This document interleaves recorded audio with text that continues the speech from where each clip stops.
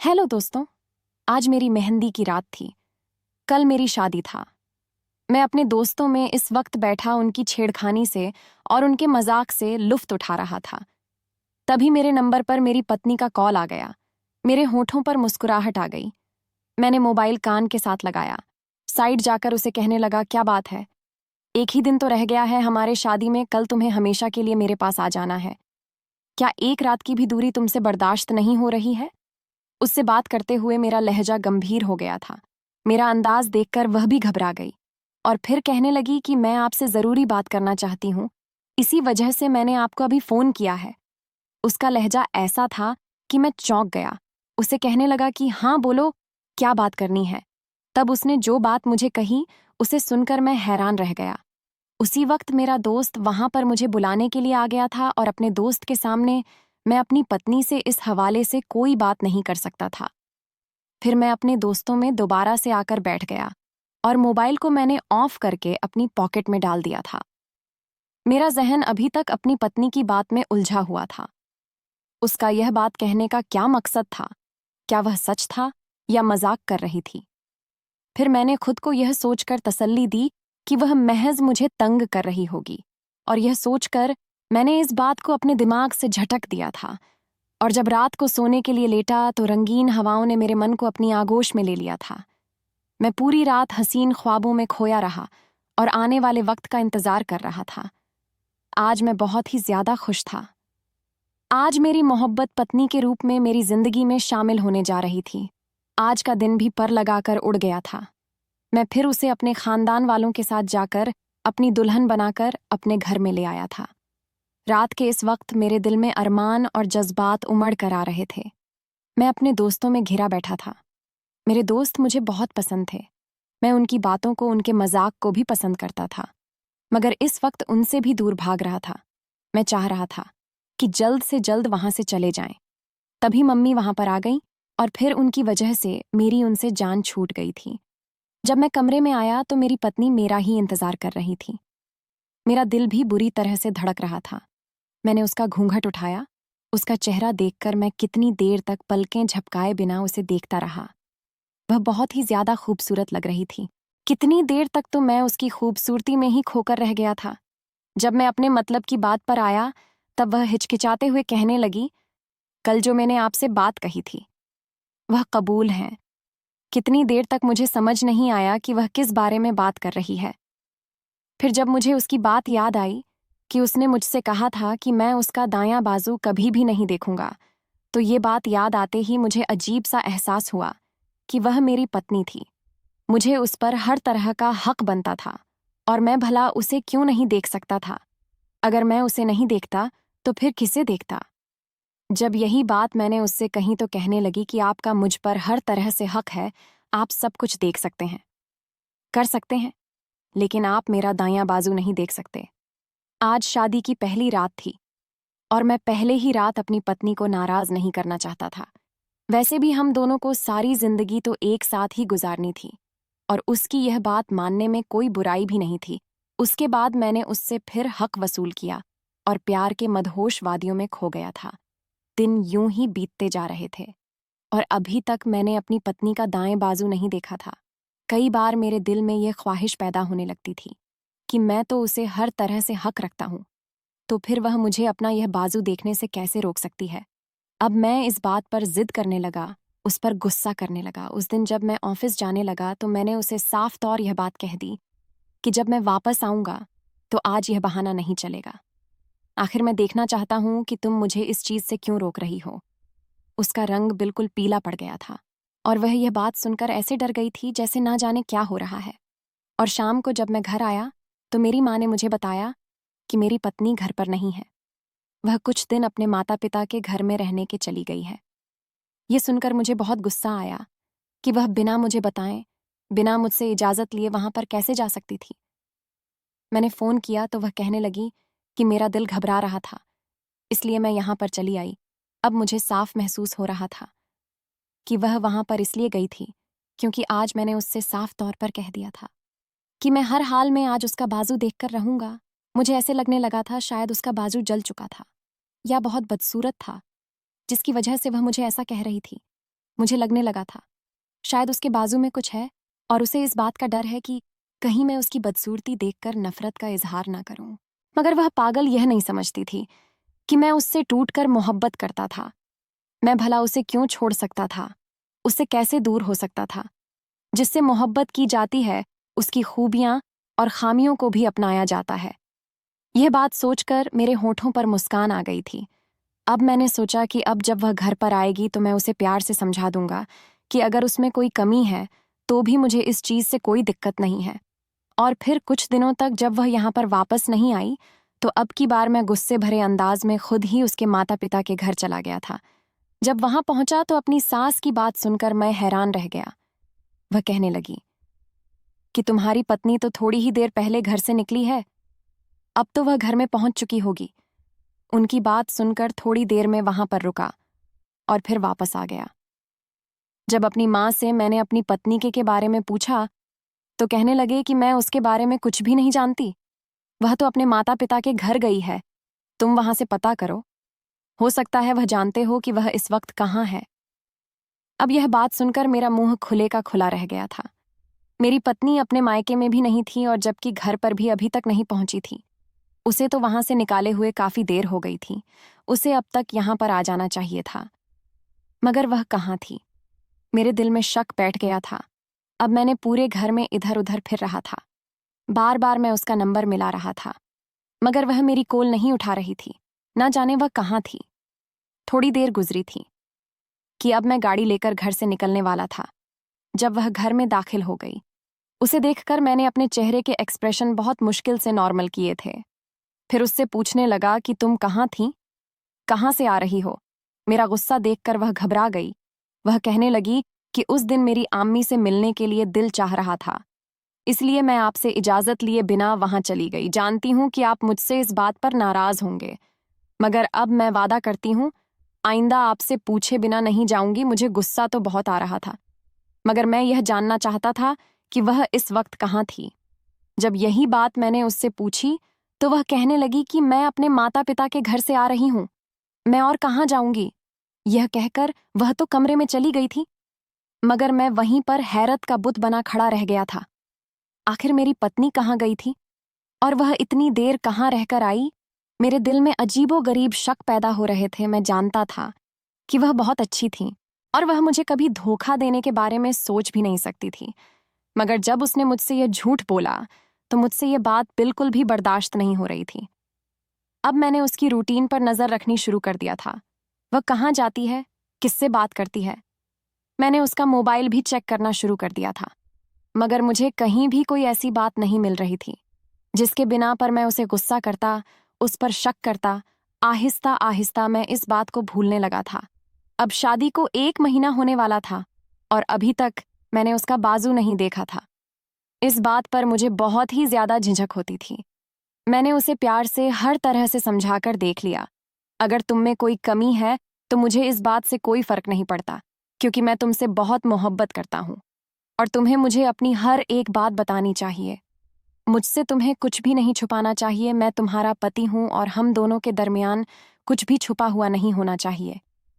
तब वह मुस्कुराकर मेरी बात को टाल दिया करती थी। अब तो मैं जिद में आ गया था। उस दिन जब मैंने अपनी बीवी के साथ जबरदस्ती करने की कोशिश की तो उसने शोर मचाना शुरू कर दिया।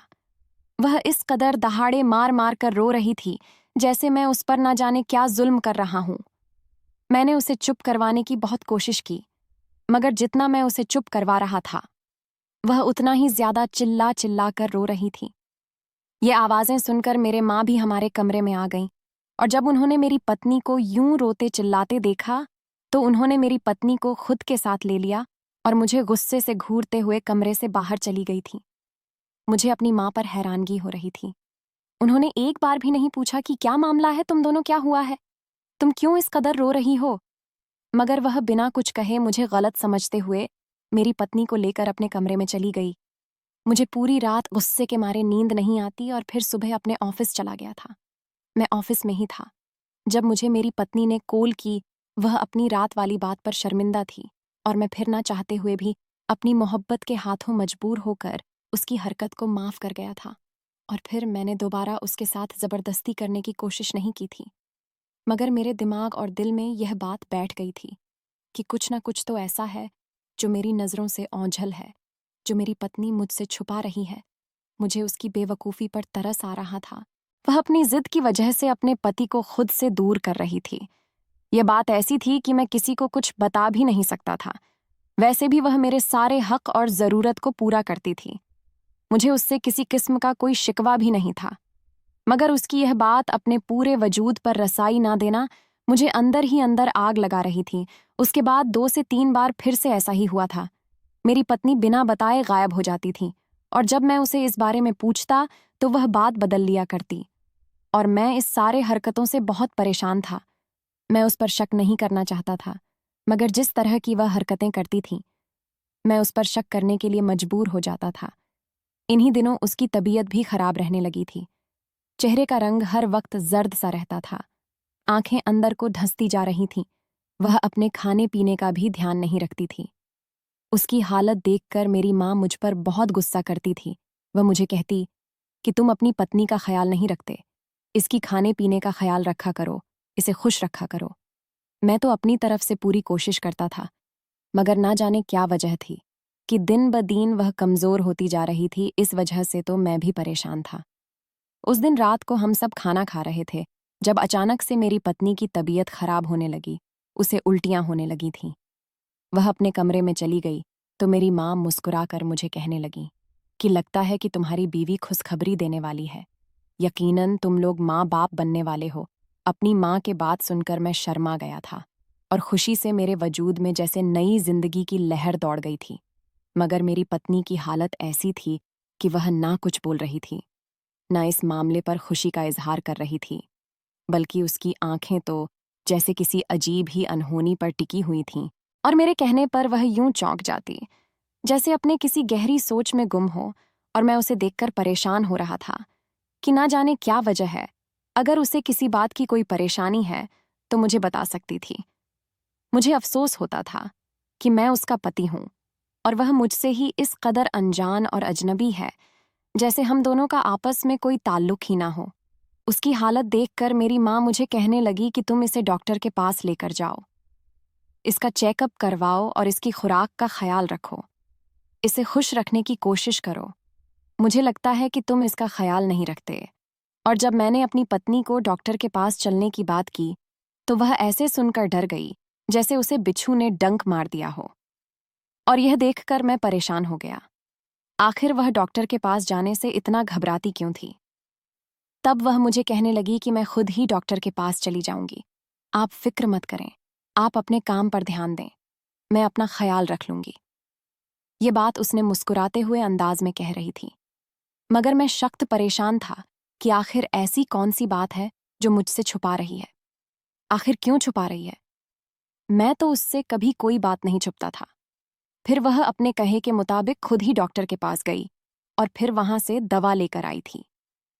कुछ दिन तक मैं इस मामले में कुछ भी नहीं बोला जानता था कि वह फिर से यही बात बोलेगी कि मैं अपना ख्याल खुद रख सकती हूँ। आप परेशान ना हो। उस दिन उसकी तबीयत बहुत ज्यादा खराब थी। कमजोरी की वजह से उसे चक्कर आ रहे थे और वह बेहोश होकर बिस्तर पर गिर गई थी। तभी फिर मैं उसे उठाकर डॉक्टर के पास लेकर आया। डॉक्टर ने उसका चेकअप किया। इस वक्त मेरी पत्नी होशो हवस में नहीं थी। डॉक्टर भी उसकी हालत देखकर घबरा गए और कहने लगे कि यह इस कदर कमजोर है, लगता है कि अपना बिल्कुल भी ध्यान नहीं रखती है। अब मैं डॉक्टर की बात का क्या जवाब देता? मैं खुद अपनी पत्नी की वजह से बहुत परेशान था। तभी मेरा ध्यान अपनी पत्नी के बाजू की तरफ गया और इस वक्त डॉक्टर और नर्स भी कमरे में मौजूद नहीं थे। जैसे ही मैंने अपनी पत्नी के बाजू से कपड़ा हटाया तो उसके बाजू को देखकर मैं बुरी तरह से चौंक गया था, क्योंकि उसके बाजू पर मेरा नाम राकेश है और मेरा शुमार हैंडसम लड़कों में होता था। लड़कियां मेरे पीछे पागलों की तरह घूमती थीं और मैं भी उनकी दीवानगी से बहुत ही ज्यादा फायदा उठाता था। मेरी बहुत सी गर्लफ्रेंड थीं और मैं उनसे छुपकर मुलाकातें भी करता था। मैं बहुत रंगीन मिजाज शख्स था और जिंदगी से भरपूर फायदा भी उठाता था। और जब भी कोई लड़की मेरे पीछे आती तो मैं पहले उसकी खूब तारीफ करता, उसे अपने जाल में फंसाने की कोशिश करता। और जब मेरा मतलब निकल जाता तो जिस तरह दूध में से मक्खी को निकालकर फेंक देते हैं, मैं उसी तरह अपनी जिंदगी से निकालता था। लड़कियां मुझसे इस बात पर ऐतराज भी नहीं कर सकती थीं, क्योंकि वह खुद ही मेरे पीछे आती थी और मुझे काबू करने के चक्कर में बेलिबास होती थी। फिर जब मैं उनसे फायदा उठा लेता तो आहिस्ता आहिस्ता वह मुझे शादी पर उकसाने लगती। मेरे इनकार पर फिर वह मुझसे खुद ही दूर हो जाती थी। मुझे इन सब में बहुत मजा आता था। मैंने आज तक किसी लड़की से मोहब्बत नहीं किया था। मेरे लिए लड़कियां इस्तेमाल की ही चीज थीं। इससे ज्यादा ना तो उनके बारे में सोचता था और ना ही मैं उनके बारे में ज्यादा जानना चाहता था। मैंने फिर अपने पापा का बिजनेस संभाल लिया और अब मैं प्रैक्टिकल लाइफ में आ गया था। अभी भी मेरी जिंदगी वैसे ही गुजरती जा रही थी। अभी भी कितनी ही लड़कियां थीं जो मेरे आसपास मंडराती आती रहती थीं और मैं भी उनसे फायदा उठाकर दोबारा उनकी तरफ देखता तक नहीं था। मेरी एक लड़की से मुलाकात हुई। वह लड़की ऐसी थी जो मेरी जिंदगी में आने वाली बाकी लड़कियों से बहुत अलग थी। मैंने आज तक जितनी लड़कियां देखी थीं, वह सब की सब छोटे कपड़े पहनने वाली और मर्दों को अपनी तरफ आकर्षित करने वाली थीं। मगर यह लड़की सबसे अलग थी। ये सलवार सूट में रहती थी और किसी की तरफ भी आंख उठाकर नहीं देखती थी। यह हमारे ऑफिस में जॉब करने के लिए आई थी। इसके पास तजुर्बा नहीं था, मगर पहली ही नज़र में मुझे यह लड़की पसंद आ गई थी और मैं इस पर अपनी नीयत खराब कर बैठा था। इसलिए मैंने ऑफिस में इसे जॉब दे दिया था, जबकि इसके साथ मुझे काफ़ी ज़्यादा अपना दिमाग भी खपाना पड़ा था, क्योंकि इसे काम की समझ नहीं थी। यह लड़की अक्सर खोए खोए अंदाज में मेरे चेहरे की तरफ देखती रहती और मेरी आंखों में जैसे डूब से जाती थी, और यह सब देखकर मैं मुस्कुरा दिया करता था। मैं भी यही चाहता था कि वह बाकी लड़कियों की तरह खुद ही मेरी तरफ बढ़े और मुझसे अपनी मोहब्बत का इजहार करे। मगर वह मुझे पसंद करने के बावजूद भी अभी तक अपनी मोहब्बत का इजहार नहीं कर पाई थी। मैं जानता था कि वह कब तक अपने दिल को इस सब से रोक पाएगी। एक ना एक दिन उसे मुझे यह बताना ही पड़ेगा कि मेरे लिए उसके दिल में क्या है, और मैं उस दिन का इंतजार कर रहा था। उसे मेरे पास जॉब करते हुए 2 महीने का टाइम गुजर गया था। मैं उसके साथ बहुत की नरमी से बात करता था, उसे प्यार से समझाया करता। मैं जानता था कि वह इस सब की आदी हो जाएगी और खुद ही वह मेरी तरफ बढ़ेगी, मगर ऐसा नहीं हुआ। उसने ना तो मुझसे अपनी पसंदीदगी का इजहार किया था और ना ही अपने आप मेरे सामने पेश किया था। मैं हैरान परेशान था कि वह कैसी लड़की थी। वह बाकी लड़कियों से इस कदर अलग क्यों थी? वह क्यों अपना दिल हाथ पर रखकर नहीं फिरती थी? मैं जितना हैंडसम था, जितना अमीर था और जितना उससे प्यार से बात करता था, उसे तो अब तक मेरे बिस्तर की रानी बन जाना चाहिए था। मुझे अपनी तरफ लाने के लिए औरत जात के मुकाम से गिर जाना चाहिए था, मगर ऐसा नहीं हुआ। वह बेखबर अंदाज में ऑफिस में आती। अब तक वह सलवार सूट में ही होती थी और अब मैं उसको देखने के लिए बेचैन हो रहा था। मैं चाहता था कि कब मैं उसे हासिल करूं और उससे फायदा उठाऊं। अब जब मैंने देखा कि मैं उससे इस तरह से हासिल नहीं कर पा रहा था और घर में मेरी माँ भी मेरी शादी करने पर जोर दे रही थी, तभी मुझे उस लड़की का ख्याल आया और मैं यह सोचने पर मजबूर हो गया कि वह लड़की तो बहुत अच्छी थी और मुझे वह बहुत ज्यादा पसंद भी थी। शादी तो मुझे करनी ही है, तो क्यों ना मैं उस लड़की से कर लूं। यह सोचकर मैं खुश हो गया और जब अगले दिन मैंने उसे प्रपोज किया तो मेरी हैरत की इंतहा नहीं रही। उसने मुझसे सोचने का समय मांग लिया था। मैं हैरान था कि मुझ जैसे इंसान को कोई लड़की ऐसा कैसे कह सकती थी, मगर फिर यह सोचकर संभल गया कि हो सकता है उसे अपने घर वालों से बात करनी हो और उनसे बात करने के बाद उसे मुझे जवाब देना हो। एक दिन जब मैंने खुद ही इस बारे में पूछा तो वह हिचकते हुए मुझे कहने लगी कि आप मुझे बहुत पसंद हैं और मैं आपसे बहुत मोहब्बत करती हूँ, मगर मैं आपसे शादी नहीं कर सकती। उसकी बात सुनकर मेरा मुंह खुले का खुला रह गया था। वह मुझे शादी करने से इनकार कर रही थी। मेरे जैसा मर्द जो अगर किसी लड़की को गर्लफ्रेंड बना लेता था तो इस बात पर भी फक्र महसूस करते थे, और मैं उस लड़की को अपनी पत्नी बनाने की बात कर रहा था और वह मुझे इनकार कर रही थी।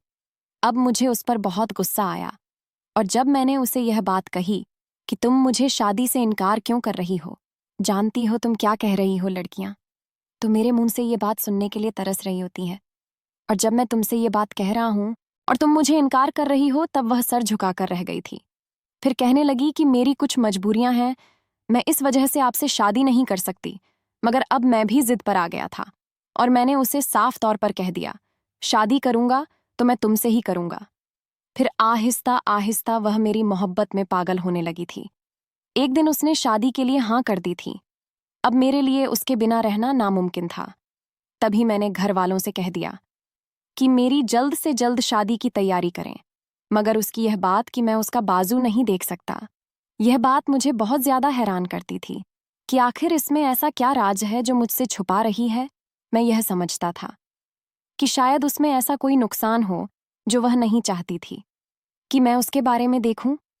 अब जब मैंने उसके बाजू से कपड़ा हटाकर देखा तो उसके बाजू पर काले काले निशान बने हुए थे जो कि गोल दायरे में फैले हुए थे।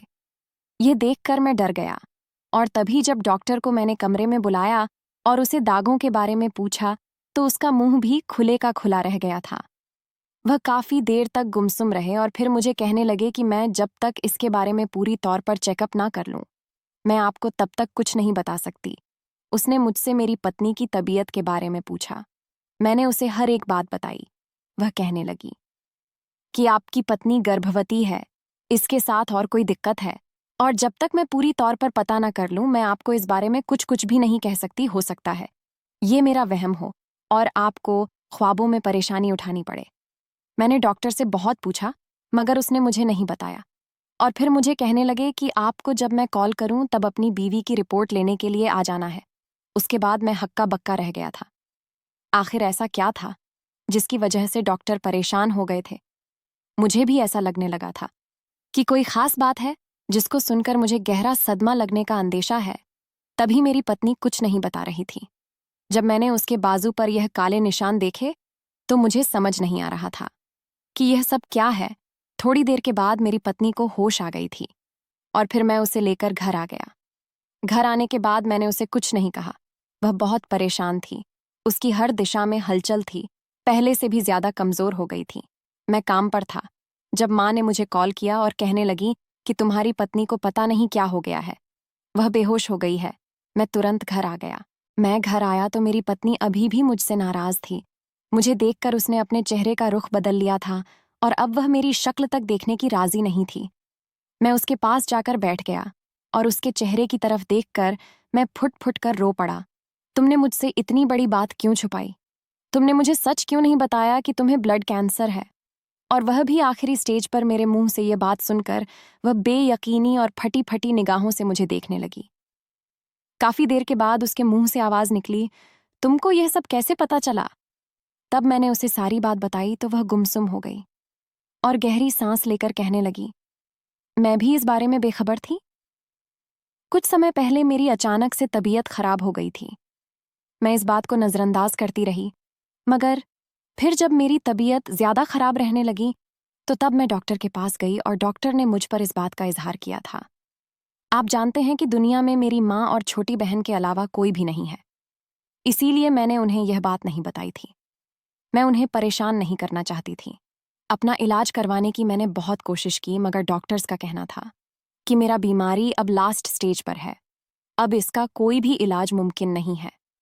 तब मैं बहुत रोई थी, बहुत चिल्लाई थी और तब मेरे नज़रों के सामने आपका चेहरा घूम गया था। मैं आपको बहुत पसंद करती थी।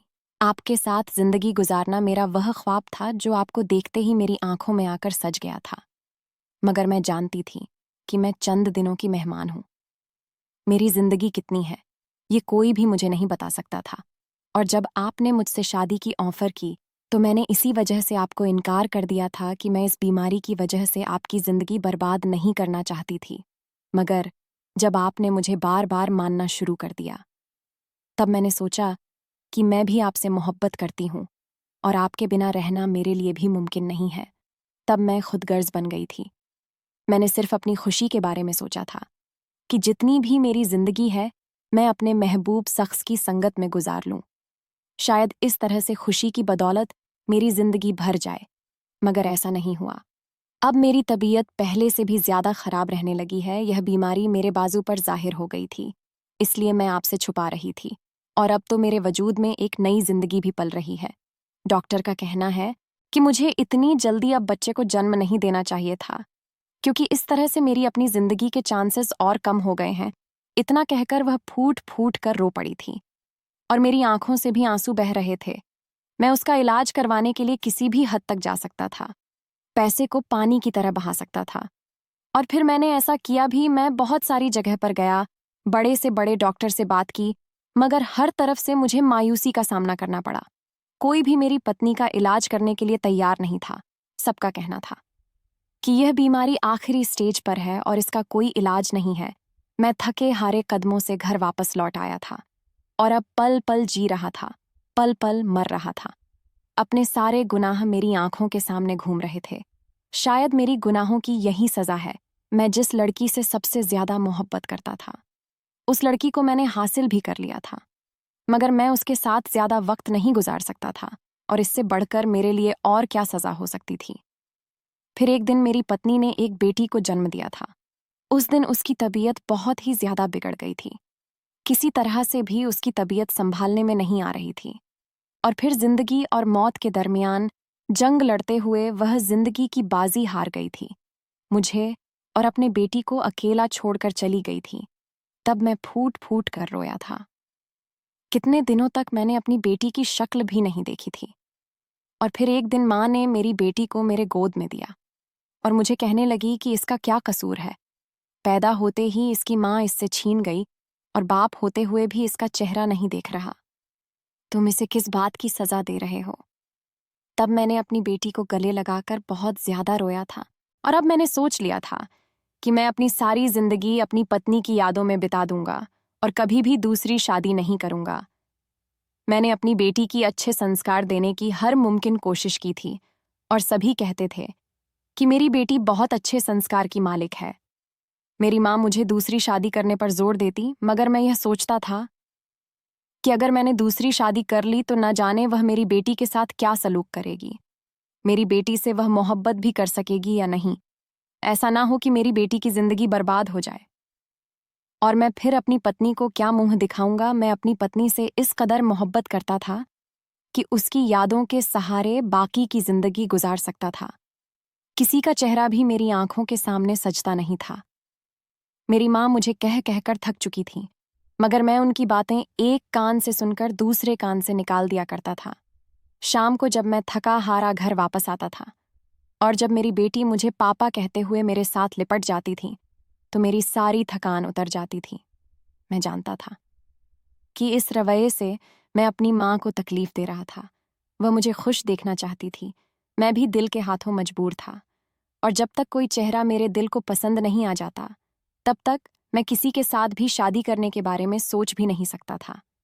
मैं जानता था कि मैं आने वाली लड़की को वह मोहब्बत नहीं दे सकूंगा जिसकी वह हकदार है। इसीलिए मैंने पहले अपने आप के संभलने का इंतजार कर रहा था।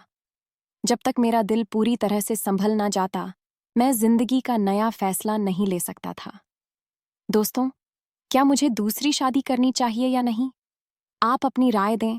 अगर आपको हमारी कहानी पसंद आई हो तो वीडियो को लाइक करें। चैनल पर नए हैं तो चैनल को सब्सक्राइब जरूर करें। धन्यवाद दोस्तों।